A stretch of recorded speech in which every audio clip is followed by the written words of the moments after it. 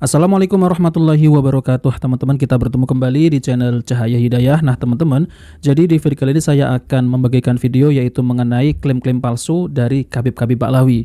Jadi mereka itu mengatakan bahwasanya kalau bukan karena anak cucu Rasulullah, yaitu para Habib Ba'lawi teman-teman, yang ada di Indonesia ini, mungkin orang-orang Indonesia ini tidak akan menyembah Allah. Jadi menyembah batu gitu teman-teman. Nah mereka itu selalu mengklaim teman-teman, padahal yang mendakwahi Nusantara ini adalah Wali Songo. Dan Wali Songo itu bukan dari Ba'lawi teman-teman, tapi mereka klaim Wali Songo itu dari Ba'lawi. Nah itu sudah dibahas oleh Kiai Imaduddin Al-Bantani. Mereka itu tidak memiliki bukti, padahal nasab mereka itu tidak bersambung kepada Rasulullah Shallallahu Alaihi Wasallam. Kalau mereka itu memba'lawikan Wali Songo, berarti mereka itu sama halnya ingin merungkatkan nasab Wali Songo. Nah seperti itu teman-teman. Jadi jangan mudah kita itu dibohongi oleh ucapan-ucapan yang mereka sampaikan. Harus berhati-hati. Nah oke teman-teman, kita langsung saja mari kita simak videonya. Fitnah akhir zaman ini sudah semakin tampak.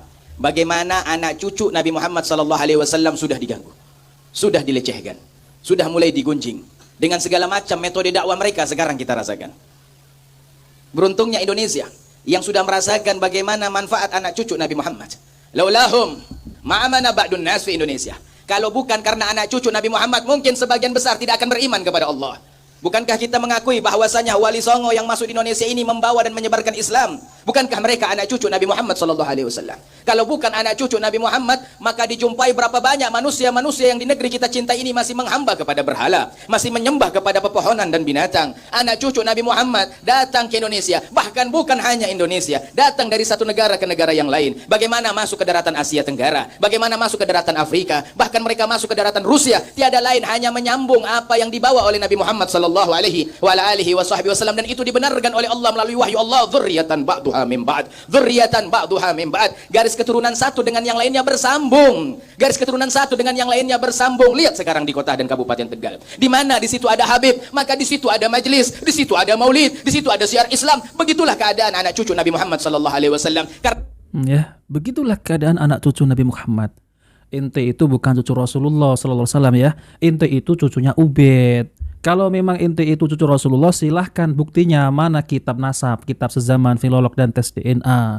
DNA saja ya ngawur teman-teman. Jadi DNA-nya itu Arab bukan, apalagi cucu Rasulullah. Ini ngawur ini teman-teman. Nah maka dari itu hati-hati, jangan mudah dibohongi oleh ucapan-ucapan mereka itu. Mereka itu sekarang ya mengatakan bahwasanya Wali Songo itu Ahlul Bait. Iya betul Ahlul Bait, tapi bukan dari Ba'lawi ya. Karena mereka lah jelmaan daripada ayat Allah Subhanahu wa taala, innama yuridullah liyudhiba ankumur rijsa ahla baiti wa yutahhirukum tathira. Allah Subhanahu wa taala yang berkehendak, Allah yang berkeinginan kepada anak cucu Nabi Muhammad untuk mensucikannya sesuci-sucinya. Maka anak cucu Nabi Muhammad ini tampil terdepan untuk segala upaya dan usaha mengajak umat manusia untuk menuju kepada surganya Allah Subhanahu wa taala. Dan miris kalau ada yang mencoba mengganggu anak cucu Nabi Muhammad. Miris. Bukankah kita telah mendengarkan pernyataan Allah ketika Allah memerintahkan kepada kekasihnya Nabi Muhammad, Qul la as'alakum alaihin ajran illa mawaddata fil qurba. Katakan wahai Muhammad, Allah yang perintahkan, bukan keinginannya. Allah yang perintahkan, bukan keinginan dari Nabi Muhammad. Allah perintahkan, katakan wahai Muhammad, dengan segala apa yang kau perjuangkan dan kau korbankan, kau tidak meminta apa-apa. Nabi Muhammad sudah berjuang dan berkorban luar biasa. Kalau bukan karena Nabi Muhammad, tidak ada orang yang bertauhid kepada Allah.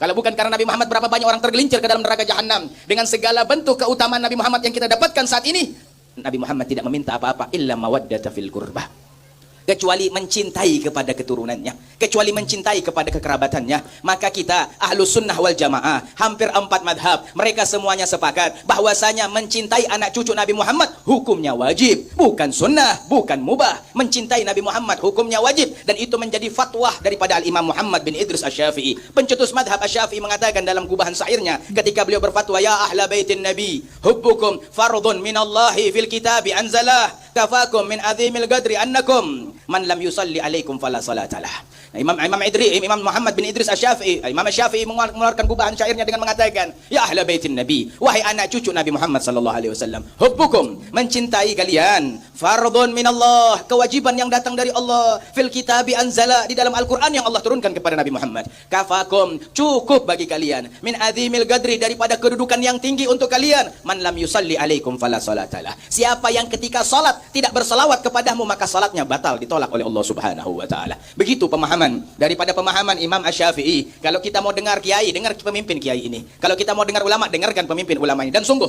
berhati-hatilah terhadap anak cucu Nabi Muhammad. Nah, pertanyaannya, ente itu bukan keturunan Rasulullah, ente itu ya keturunan Ubaidillah. Jadi hadis yang ente sampaikan itu benar, tapi ente itu bukan keturunan baginda Nabi Shallallahu Alaihi Wasallam.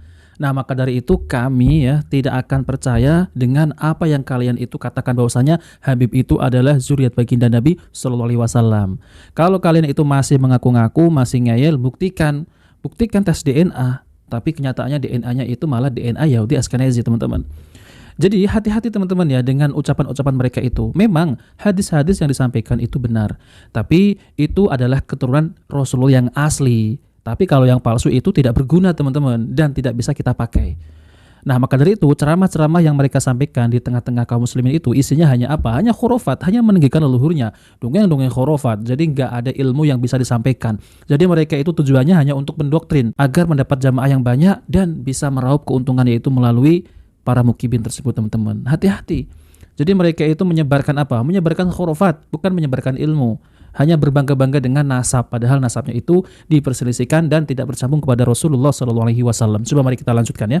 Karena di antara khutbah terakhir yang disampaikan melalui lisan Nabi Muhammad SAW, setelah Nabi Muhammad memuji Allah, Nabi Muhammad mengatakan dalam khutbah terakhirnya, innama ana basyarun yushaku an ya'ti rasulun minallah fa'ajibu fa ana tarikun fikum thaqalaini ma in tamaksaktum bihima lan tadillu ba'di abada awwaluhuma afdalu minal akhar kitab Allah hablum mamdud minas sama'i ilal ardi wa itrati ahla baiti udzakirukumullah fi ahla baiti udzakirukumullah fi ahla baiti udzakirukumullah fi ahla baiti fa innahuma la yatafarraga hatta yarida alayyal haud.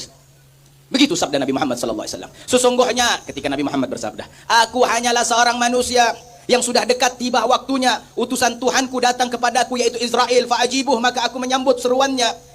Dan aku tinggalkan kepada kalian dua perkara. Jikalau kalian berpegang teguh kepada dua perkara ini setelahku, maka kalian tidak akan sesat selamanya. Yang pertama lebih mulia daripada yang kedua. Yang pertama adalah kitab Allah, Al-Quran, yang Allah julurkan dari langit menuju bumi. Dan yang kedua adalah anak cucu keturunanku. Aku ingatkan kalian tentang anak cucu keturunanku. Aku ingatkan kalian tentang anak cucu keturunanku. Karena mereka berdua antara Al-Quran dengan anak cucu keturunanku tidak akan terpisahkan sampai perjumpaan denganku di telaga Haud Al-Kautsar Nabi Muhammad sallallahu alaihi wa alihi wa sahbihi.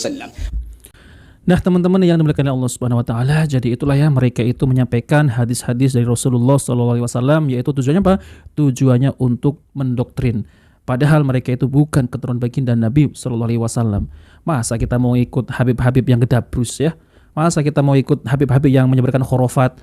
Masa kita mau ikut Habib-Habib yang selalu mengajak ke kuburan, maksudnya itu meminta kepada kuburan? Ya Umar Mundur. La haula wala quwata illa billah. Nah, maka dari itu teman-teman, kita itu jangan mudah percaya dengan apa yang mereka sampaikan. Kalau mereka itu memiliki bukti ataupun memiliki kitab nasab, kitab sezaman, filolog dan tes DNA bisa membuktikan, maka tidak masalah. Tapi mereka itu hanya mengaku-ngaku, nasabnya saja diperselisihkan, tes DNA saja, DNA Arab bukan, apalagi keturunan baginda Nabi sallallahu alaihi wasallam. Nah, jadi kita mau mencintai bagaimana? Ya, seperti itu teman-teman. Apalagi ceramahnya, aduh ya, bisa memadamkan api neraka, bisa menurunkan rantai emas dari langit. Jadi apa yang mereka sampaikan semuanya itu adalah khurafat dan itu bisa menyesatkan teman-teman. Nah, maka dari itu kita harus luruskan ya, yang bengkok kita luruskan. Jadi yang selama ini mereka itu gembar-gemborkan habaib cucu Nabi, kalian wajib untuk mencintai, wajib untuk memuliakan, jangan membenci. Bahkan mereka itu mendoktrin lagi teman-teman ya. Kalau kalian membenci ahlul bait, para habaib keturunan Nabi, maka kalian itu kafir. Nah, jadi mereka itu selalu menakut-nakuti teman-teman. Jadi sudah jelas teman-teman, mereka itu sudah rungkat, serungkat-rungkatnya. Dan terutama kaum muslimin yang ada di Indonesia ini, alhamdulillah ya, sudah mulai sadar dengan kebohongan-kebohongan mereka itu, ajaran-ajaran yang menyimpang, yang bertentangan dengan akidah-akidah Islam. Jadi cukup saja ya video kali ini. Semoga bermanfaat. Jika video bermanfaat, jangan lupa like dan subscribe di channel Cahaya Hidayah. Wabillahi taufiq wal hidayah. Wassalamualaikum warahmatullahi wabarakatuh.